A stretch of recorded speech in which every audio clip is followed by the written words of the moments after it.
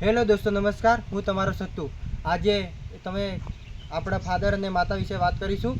આપણા માતા પિતા અને એટલું બાળકોના ભવિષ્ય માટે એમ જ એટલો બધો ત્યાગ કરે છે કે મને આજે કહેતા પણ રડવું આવી જાય છે. અને એમ દિલથી હું તમને બધાને કહું છું, એક જ બધાને કહેવા માગું છું, જ્યારે આપણે માતા પિતાનો ફાધર જ્યારે જે એન્જોય કરવાનો સમય હોય, એમને ગુમવા જવાનો સમય હોય, એમના માટે ઘણા બધા પૈસા હોય, તો આપણને શું કરે છે, એ બધા પૈસા એના જલસા માટે એન્જોય કરવાના તો એ ફરવા પણ નથી જતા. એક બાળકના ભવિષ્ય માટે, ભવિષ્યનું બાળક હશે, ભવિષ્યમાં એનું આપણું ભવિષ્ય સુધારવા માટે.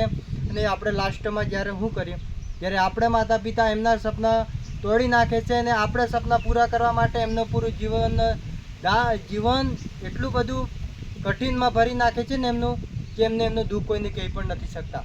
જ્યારે આપણે ઉંમર થઈ જાય છે અને આપણે પણ યુવાનીમાં ભર યુવાનીમાં આવી જઈએ છીએ અને આપણે માતા પિતાનું કહેલું સાંભળતા નથી. એમ જ એમને કોઈ ખુશિયાનું કે એમને કઈ વાતમાં દુઃખ થાય છે, કોઈ વાતનું એમને શું થાય છે, કશું આપણને કંઈ પડી જ નથી.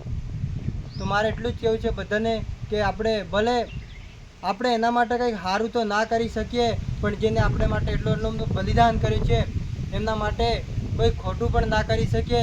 એટલો જે એમને આપણા કારણે કોઈક એમનું માથું નીચું નમાવવું પડે એવું ના થાય, એટલો જ મારે પ્રાર્થના કરું છું બધાને. કંઈક ખોટું કહેવાય હોય તો માફ કરજો. જય ભારત.